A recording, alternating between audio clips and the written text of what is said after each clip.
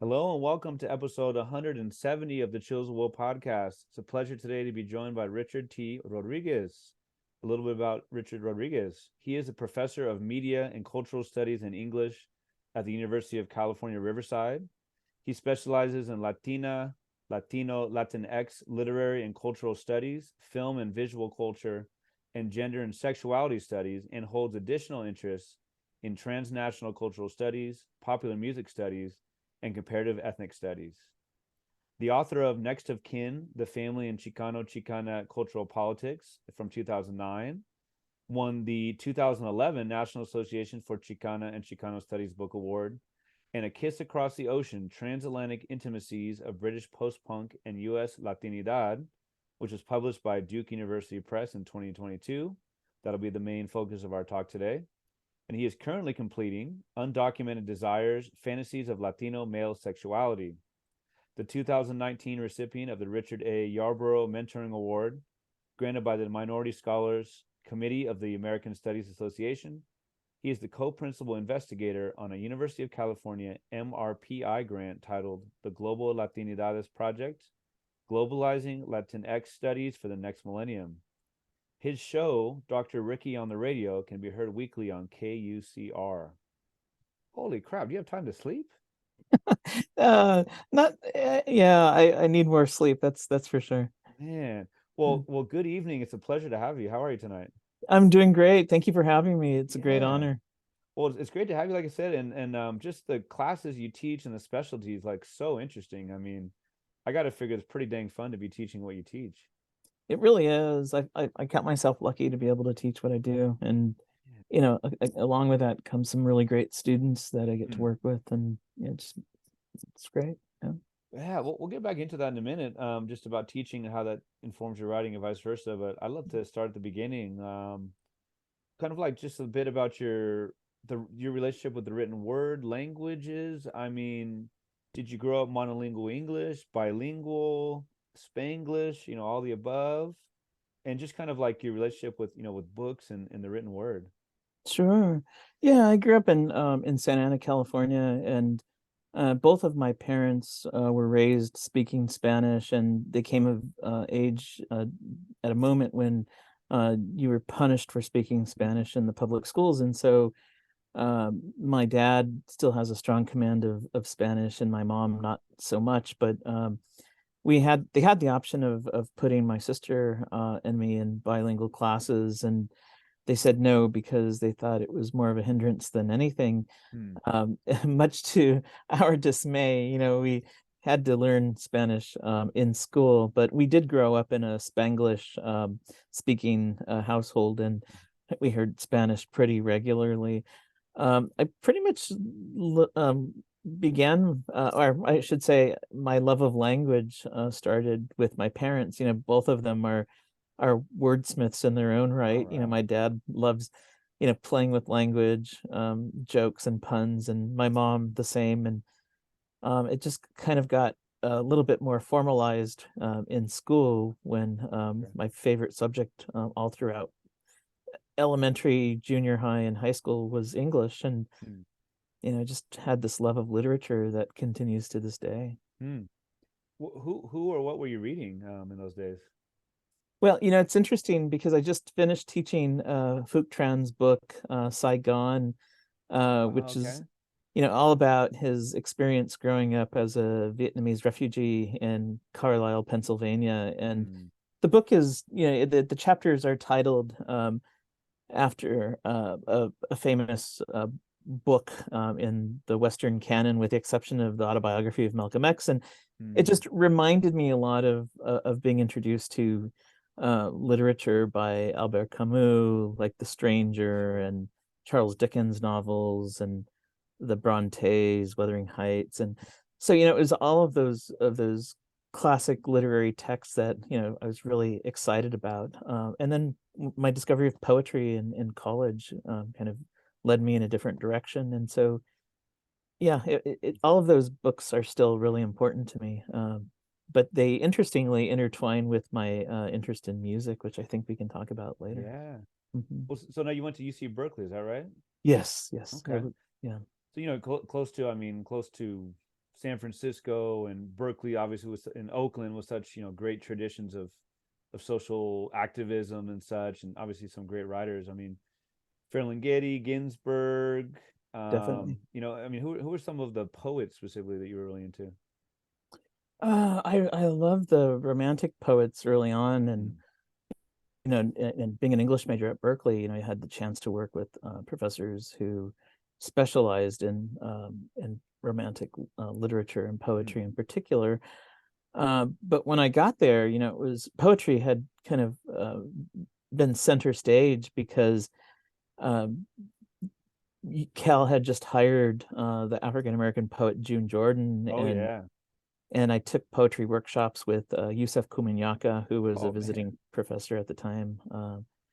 And it seemed to me that poetry was kind of the vehicle through which to express yourself, not only Mm, personally but also politically. And mm, at that time, my entering class was the most diverse entering class at UC Berkeley, and it was in 1989. And of course, there was a lot of debate about affirmative action, but in that class and the classes maybe a few years before and after, there were so many people who went on to become writers and filmmakers and yeah, professors.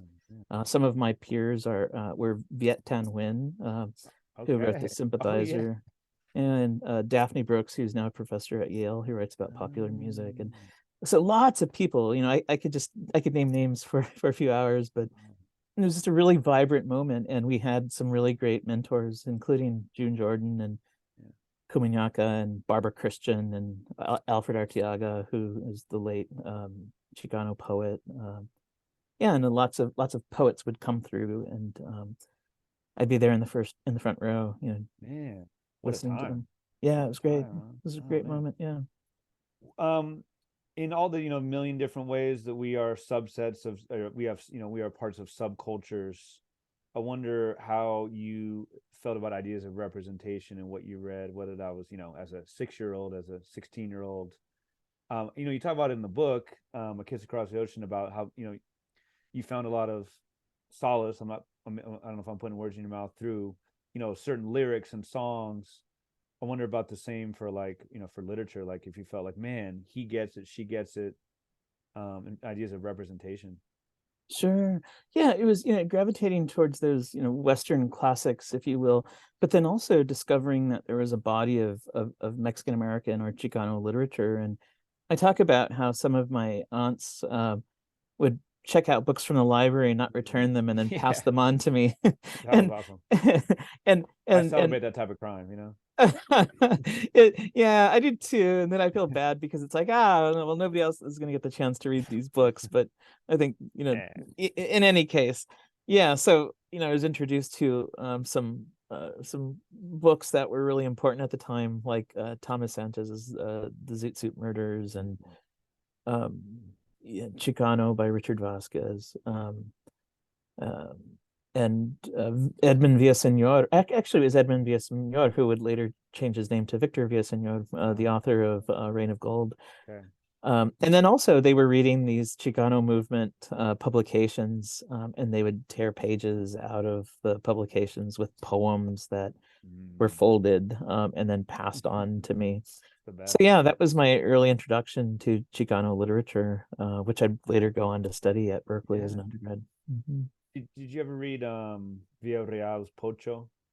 Yeah. Oh, yeah. That was an eye opener when I first read it. I wonder. I'm not. I'm just kind of asking out loud. I'm not. It's kind of a rhetorical. I just wonder if that book has maybe taken like with not revisionist history, but like if the book is looked at differently, just over the years, is like maybe simplistic-ish. But I love that book. I thought that book was so good. It took place a lot of it in the Bay Area. My Mhm. family, like his good buddies, Ricky Mal, the Italian kid from San Jose. My Italian family's from San Jose. But Richard Rubio to me was just like you know that character. I mean, living in two worlds. I'm not Latino, I'm not Chicano, I'm not a Pocho, but it's like, man, it. I felt like it could be so universal, but also so specific to the Pocho experience. So yeah, I'm a huge fan of that. Yeah, and one thing about that book too is it really spotlights the multiracial, multi-ethnic community of California Mm, in Yeah. in the early and mid 1900s, you have, as you mentioned, the Italian American characters, the Portuguese, Hmm. families, Japanese Yeah. Americans who were interned during World War II, Mexican Americans and African Americans. So yeah, it just really points to the multiracial, multi-ethnic dimensions of that moment in California history. Definitely. As you know, a lot of the book is about like Chicano music and Chicano music styles, and which, in some ways you argue you can't pigeonhole at all. But like I mentioned, you're just a couple years older than me. We're about the same age, but I just wonder, like, Chicano, and especially as a professor, like, does that does that carry less maybe now of like a political connotation? Was that in older times? Was that strictly like if you're someone who's more like, quote unquote politically active? I wonder how you've seen like the meaning of Chicano kind of evolve. Yeah, I mean, I think, for me, I was familiar with the term early on because of the books and literature that my aunts were introducing me to. But also in my high school, there was a Mecha chapter, and I wasn't a member of it then. I joined the chapter at Berkeley when I got there. Mhm. Uh, but I'd always heard of the term, and it wasn't until I became aware of what it meant and its political connotations that I, kind of embraced it, and I felt that really was the term for me, as a Mexican American who had kind of, cultivated a political sensibility that brought me, in close alignment with other people who felt connected to the term. But I think, I think it's still embraced in a way that is very similar to my experience, where you have uh, young Mexican Americans or kids of Mexican migrant parents who feel that the term best identifies them. Mm. I will share the story. My first job out of grad school was at Cal State LA in a Chicano Studies department, and Okay. I taught Chicano literature. And then when I moved to the University of Illinois and was assigned a course in Latino literature, I thought I could easily use the syllabus from Cal State LA in a Latino literature class, and the students weren't having it, Ah, because not only did we have a large number of Puerto Rican and Cuban American okay. students, but the Mexican kids didn't identify as Chicano in the Midwest. Mm, Which isn't to say that there weren't students who didn't identify as Chicano or Chicana or sure. not Chicanx, but they were few and far. There were few and far between. Mm, They were few and far between. sure. Yeah, yeah, Oh, I appreciate that. Thank you. sure. So as you got into, into Berkeley and into getting your PhD, right? Yes, Your PhD is in, in the history of consciousness from UC Santa Cruz. whoa, cool. Go banana slugs, right? Yeah, What a cool, what man, what a cool PhD. So, as far as becoming a writer and professor, a mentor, like what were there eureka moments or eureka moment where it's like, man, I can do really well with the pen and people appreciate my work, or this is cathartic for me, or all of the above, any eureka moments? yeah. I felt like I knew how to write critically as an undergrad, and then I went to grad school and realized that Mm. I was kind of trafficking in this convoluted academic jargon. And my mentor, who was a historian of anthropology, named James Clifford, told me, I need to stop writing like that because it was just really using ugly language, ugly words, I should Mm. say. Mm. And it really did call for kind of a reassessment of language, and you know, and it was for me just kind of returning to my writing as a poet, and letting that flow into my academic work, and I felt like that was what allowed me to have my own distinct voice. And I think that was an aha moment for me too, because I realized that I was starting to write more like my academic role models, as well as Mm. the creative writers who, I felt closely aligned with. Um, so yeah, I think there are various moments throughout my career where, I feel like I've kind of reinvented myself as a writer. And I feel like right now is one of them. I've started to turn to poetry again, and so I'm working on a book of Cool. poems that has kind of been in the works for a while. Oh, nice. Yeah. As a teacher, as a professor, and it sounds like, I mean, you've been awarded for it as a great, as a mentoring award. I'm sure that was incredibly, satisfying and rewarding. and just being a professor, like what are you teaching? Like, who are some of the writers you're like, man, I'm sure you probably switch it up, but like kind of stalwarts. And then just as a reader, like who are you really excited about, that are Yeah. more on the contemporary side? Hmm. Yeah, so I think it depends on the courses that I'm teaching. Last quarter I taught a course on, or it was Intro to Chicano Literature. So I taught some of the classics, Tomás Rivera's Y no se lo tragó la tierra, poems by Jose Montoya, uh, and and then kind of brought it up to the present, or the more recent present, I should say, works by Shuri Moraga and Gloria Anzaldúa, and then more recent books by Alex Espinosa, Stillwater Saints. Mm, Alex is one of my colleagues here at that's right. UCR. Yeah, yeah, yeah. Yeah. Uh, but right now I'm teaching a class called Music and Literature, and that's been a lot of fun. Hmm. We are just finishing, as I mentioned, Phuc Tran's book, Saigon. We read a graphic novel by James Spooner called The High Desert about Oh yeah. growing up black and punk in the Imperial Valley. Oh. And yeah, so the things that I teach just, vary tremendously. So yeah, I also taught a capstone course on intergenerational relationships, and Wow. read Bless Me Ultima by Rudy Anaya. Mm, classic.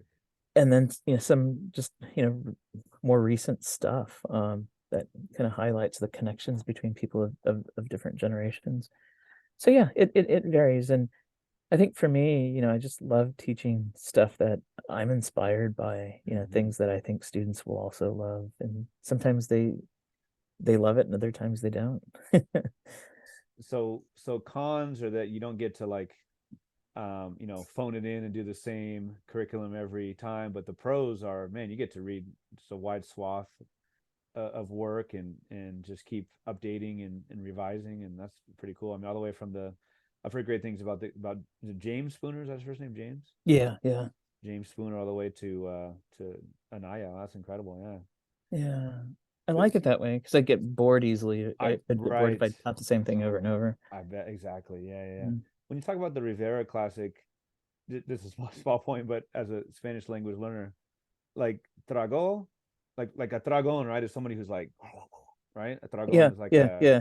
so is trago like Swallower, devouring, eating up. yeah, Okay, devour, yeah, oh, yeah, okay, yeah, right, yeah, okay.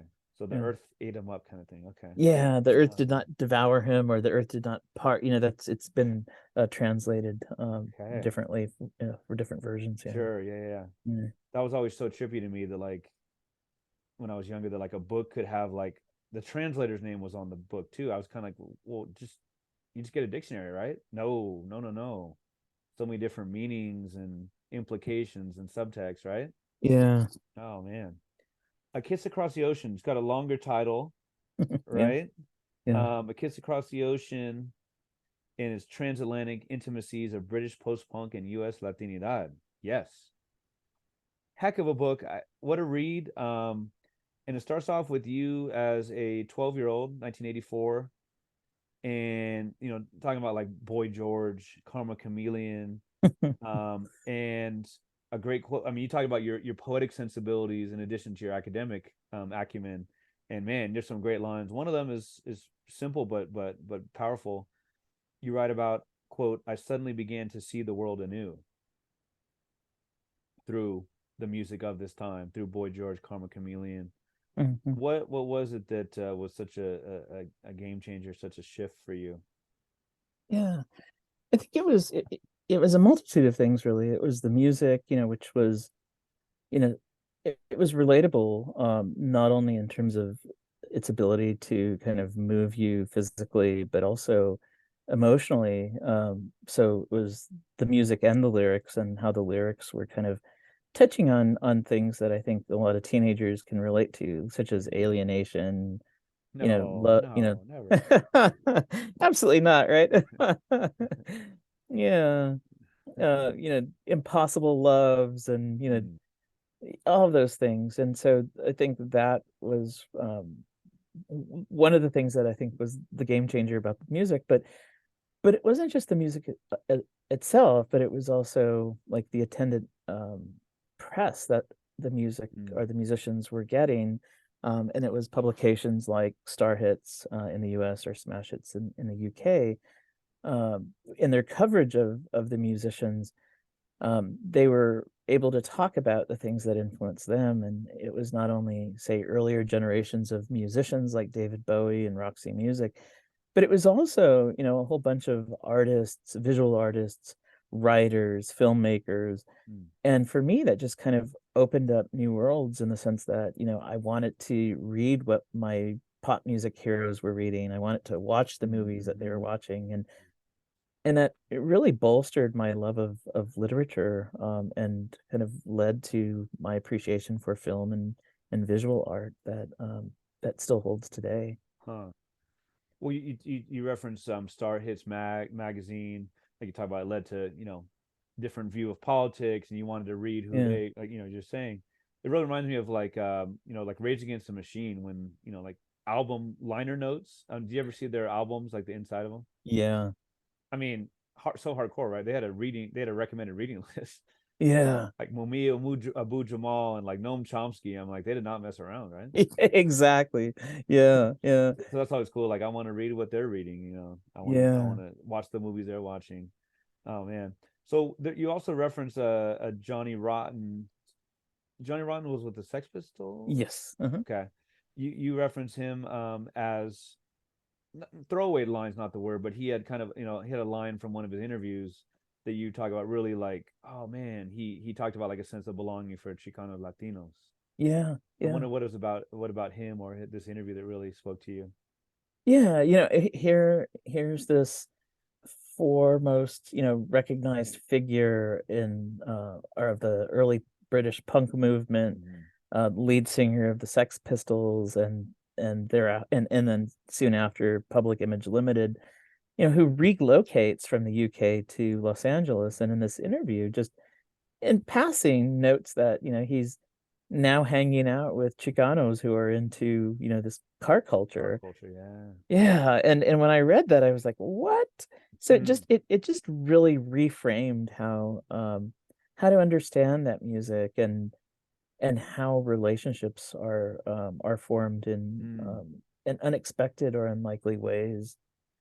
And I think that was the, not only the catalyst for the book, but also a way to disprove the people who said that this music wasn't meant for me, mm. and for other people who seem like unlikely listeners of British popular music.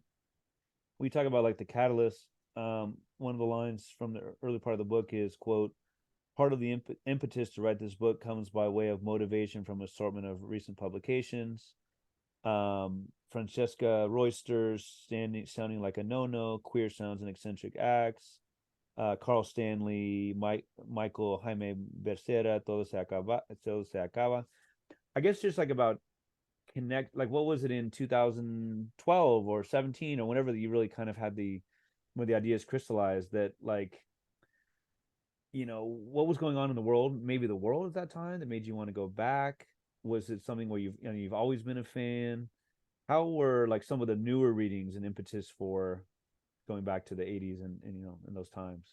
Yeah. So I think, just becoming familiar with this body of literature, that was academic as well as memoir, novels and such, Mm-hmm. that were referencing this music that I listened to as well, or just music in general. It kind of gave me a green light to, Mm-hmm. to write about my own personal experiences with music.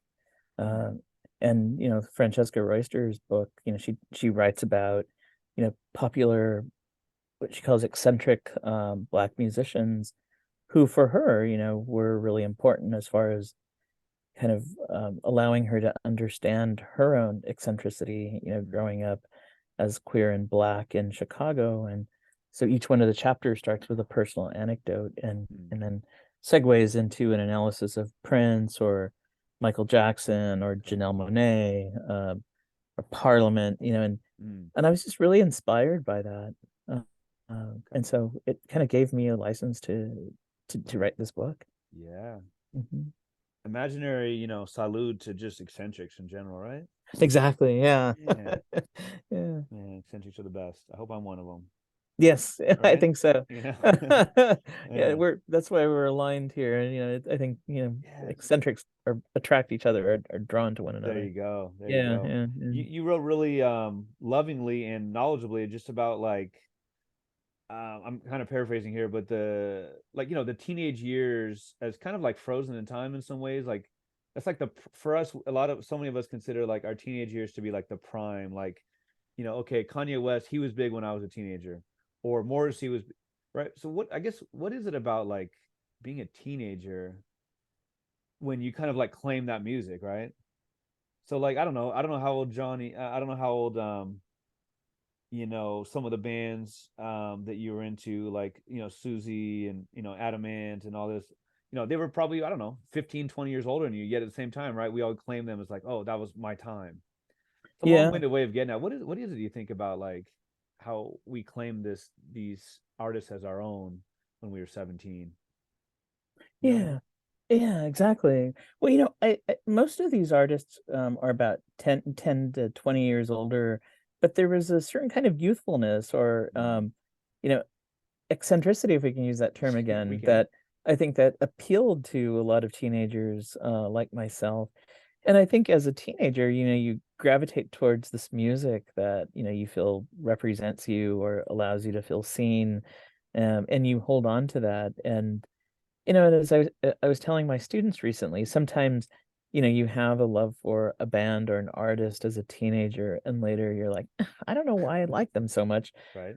But in other cases, you still hold fast to your love of that music artist. And Mm. I don't think it's purely nostalgia, but Mm. it's a way that, the music kind of allows you to, you know, eh, again, feel seen or feel a Mm. sense of belonging that continues with you. And I think that's why, music has this enduring appeal to so many people. It's not that it's a short-lived interest, but it actually continues to resonate, the older you get. Yeah. Yeah, that makes a lot of sense. And I guess it's just this idea of like, if you're reading something and you're kind of proud of yourself because you're like, okay, this is maybe a little bit above my level. Yeah. And, like you said, if they're 10 or 20 years older, like they got it figured out. We think, Mhm. right? Like, okay, they're not going through all these same things I am as a teenager. Like they come out on the other side type of thing. Maybe. Yeah. Yeah. I don't know how articulately I said it there, but No, uh yeah. so tell me a little bit about Moslandia. Oh, yeah, by Melissa Hidalgo. Yeah, and just Yeah. kind of his power for you. Hmm. Yeah, I think Melissa Hidalgo has written the definitive book on Latino Latinx fandom of Morrissey. And again, it's a book that's both historical and critical, but at the same time, there are threads of the personal that punctuate the Mm. book, and which I think give it its power. Mm. And aside from Gustavo Ariano's piece on Latino fandom for Morrissey, I think that book is kind of the definitive study of that phenomenon that kind of cuts through or kind of flies in the face of a lot of the other music journalism that came out trying to crack the code as to why this Mm. bond existed in the first place. It doesn't traffic in some kind of, trying to, connect the two based on some stereotypical assumption of, cultural, you know, essentialism, but it's more about thinking about the complexities of music, Mm. which I think, which really tie into the way that people from different walks of life are always drawn to music that may or may not represent them in some, coherent or predictable way. Yeah. I mean, is Morrissey, is he in 2023, is he incredibly problematic? Oh yeah. Yeah. Yeah. Yeah. And Has that that's been has that been an evolving thing, or is it something like, hey, if you look back, you see it from the beginning? yeah, you can see traces of it early on, Yeah. with the Smiths Panic, which is really about, railing against black dance music Mm. in Britain, Hang the DJ, and then his solo stuff, his early solo stuff like Bengalian Platforms or Asian Rut, Mm. it's very nativist, Yeah. life is hard enough when you belong here, just the kind of like the implicit, claim that if you're from of South Asian descent and you migrate to Britain, that you don't really belong. And it does feed into his conservative nativist sentiment that he really takes pride in now, mm. unfortunately. On a more positive note, heck of a vocabulary that is shown throughout this book. There's a description of, quote, capacious space for the post. So the post and post punk. Mm. I can't say that I'm incredibly familiar with. How do you talk about post punk, new wave, like which is right, which populates most of the book, right? Yeah, How yeah, how would you? What does post punk mean? yeah. I think, the easier category to work with would have been new wave, but Okay. I wanted to reclaim post punk as a way to rail against the way that post punk had been given a very limited time span, Mm, and then was also assigned, certain characteristics that presumably identified what post-punk music was. And I wanted to open that up to talk about artists that had been there at the original at the inception of punk in the mm, mid to late 70s. So Culture Club, for example, Boy George was at those Sex Pistols concerts. The drummer from Culture Club, John Moss, was a member of the Damned and the Clash, and a lot of these bands who are identifiable as new wave. I wanted to really foreground their punk roots, and that okay. they really were punk in the way that they kind of defied the mainstream or the norm, especially regarding gender and sexuality, Mm, and that one didn't have to play a certain style of music to be classified as post-punk, but we can use that designator as a way to account for the number of musicians that followed in the wake of the early punk movement in Britain. mm. Appreciate that. And just throughout the book, and you talk about the different bands that some were in. Like, just reminds you, it seems like I assume it's maybe kind of the same way, but probably more so in those days. Like, such a small world in music, right? Oh So yeah, many yeah, connections. I mean, 1 degree, 2 degrees of separation, right? yeah, Yeah. yeah.